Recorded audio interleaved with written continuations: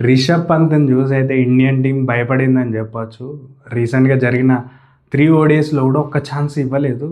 అందులోనే అర్థమైపోయింది రిషబ్ పంత్ని చూసి ఇండియన్ టీం భయపడిందని. నేను ఎందుకు ఈ మాట అంటున్నా అంటే ఖచ్చితంగా ఈ వీడియోలో నేను ప్రూవ్ చేస్తాను. మీకు డౌట్ ఉంటే కనుక వీడియో పూర్తిగా చూడండి, ఖచ్చితంగా మీకు క్లారిటీ అయితే వస్తుంది. రోహిత్ అండ్ మేనేజ్మెంట్ అయితే భయపడింది రిషబ్ పంత్కి ఒక్క ఛాన్స్ ఇవ్వడానికి కూడా.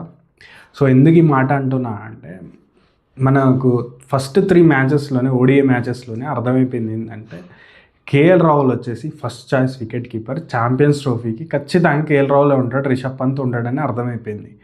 నాకైతే ఫస్ట్ 2 మ్యాచ్లోనే చాలామందికి అర్థమైపోయింది. సో థర్డ్ మ్యాచ్లో రిషబ్ పంత్కి ఛాన్స్ ఇవ్వచ్చు కదా. So Rohit and Indian management ఏం ఆలోచించిందంటే ఒకవేళ ఇక్కడ మన రిషబ్ పంత్కి ఛాన్స్ ఇస్తే రిషబ్ పంత్ ఖచ్చితంగా ఒక సునామీ లాంటి ఇన్నింగ్స్ ఆడతాడు, చాలా ఫాస్ట్గా రన్ చేస్తాడు. ఒకవేళ సెంచరీ కొట్టిండు అనుకో ఛాంపియన్స్ ట్రోఫీలో ఎట్లా మనం డిసైడ్ అయిపోయినా, రోహిత్ శర్మ డిసైడ్ అయిపోయాడు కేఎల్ రాహుల్ని ఆడించాలని.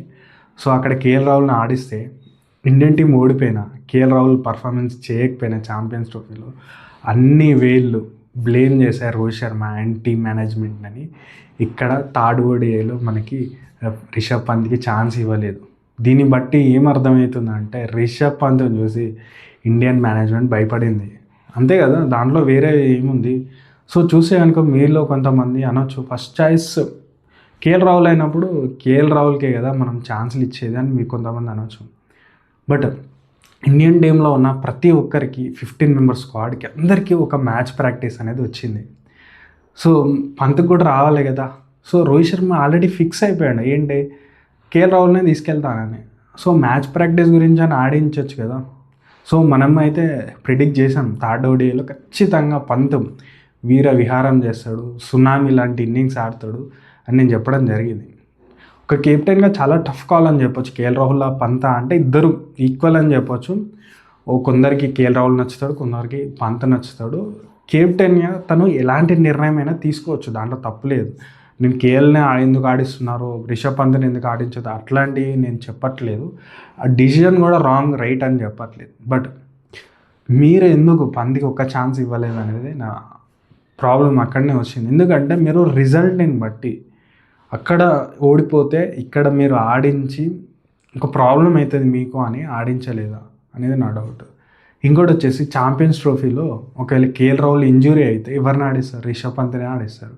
సో మ్యాచ్ ప్రాక్టీస్ లేకున్నా రిషబ్ పంత్ ఆడగల ప్లేయర్ అని మీరు బిలీవ్ చేస్తున్నారని నేనైతే అనుకుంటున్నాను. సో అదే అర్థమవుతుంది కదా. సో కొంతమంది అనొచ్చు రిషబ్ పంత్ అంత టాలెంట్ లేదని కొంతమంది మాట్లాడతారు. సో టాలెంట్ లేనప్పుడు మీరు 15 మెంబర్స్ స్క్వాడ్లో ఎందుకు సెలెక్ట్ చేశారు? ఛాంపియన్స్ ట్రోఫీలో అసలు ఎందుకు సెలెక్ట్ చేశారు మరి రిషబ్ పంత్ని? 2 ఇయర్స్గా ఒక్క మ్యాచ్ ఆడిన ఓడిఐస్ ఒక్కటే మ్యాచ్ ఆడిండు రిషబ్ పంత్. అయినా మీరు తీసుకెళ్తున్నారంటే తన మీద కాన్ఫిడెన్స్ ఉందనే కదా అర్థం. సో మీరు ఇప్పుడు కేఎల్ రాహుల్ కాకుండా మీరు చూస్తే ఈశాన్ కిషన్ ఉన్నాడు, సంజు శాంసన్ ఉన్నాడు, వీళ్ళ గురించి ఎవరు మాట్లాడరు. ఎందుకు అంటే ఇప్పుడు సంజు శాంసన్ని కూడా మీరు ఛాంపియన్స్ ట్రోఫీ తీసుకెళ్ళొచ్చు, బట్ అట్లాంటి నిర్ణయం తీసుకోలేదు.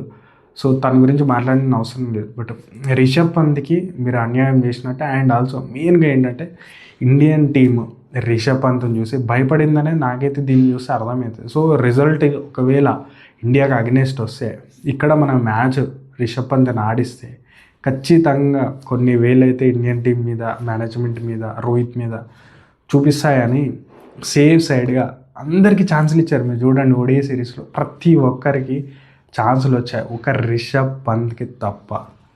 సో దీన్ని బట్టి అర్థమవుతుంది రిషబ్ పంత్ అంటే రిషబ్ పంత్ ఫ్యాన్స్కి ఎంత భయపడుతుంది ఇండియన్ టీం అని అయితే నాకైతే అర్థమవుతుంది. అన్వాంటెడ్ ఎందుకు ఇప్పుడు ఒక మ్యాచ్ ప్రాక్టీస్ ఇస్తే సరిపోతుంది, ఏదో ఒక మ్యాచ్ ప్రాక్టీస్ కానీ. ఎందుకంటే ఆల్రెడీ రోహిత్ శర్మ డిసైడ్ అయిపోయాడు నేను కేఎల్ రాహుల్ని ఆడిస్తాను.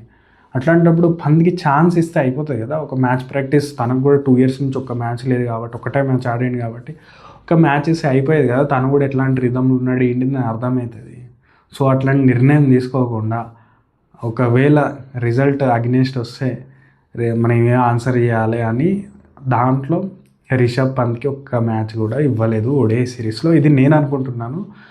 మీరేమనుకుంటున్నారో కామెంట్ రూపంలో తెలియజేయండి. అండ్ ఆల్సో నా వీడియో ఇక్కడ చూస్తే కనుక నా వీడియో అంతో ఇంతో మీకు నచ్చినట్లే ఉంది కాబట్టి ఖచ్చితంగా లైక్, షేర్, సబ్స్క్రైబ్ చేసి నాకు సపోర్ట్ చేయాలైతే మిమ్మల్ని అయితే అడుగుతున్నాను. అండ్ ఆల్సో మన champions trophy first and second మ్యాచెస్కి ప్రివ్యూస్ అయితే విన్ ప్రిడిక్షన్ కూడా ఇచ్చాం. మనం చూడండి, వీడియో చూడండి.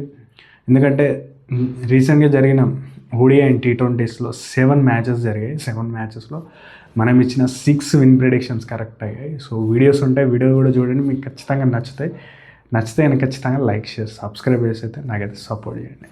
Thank you.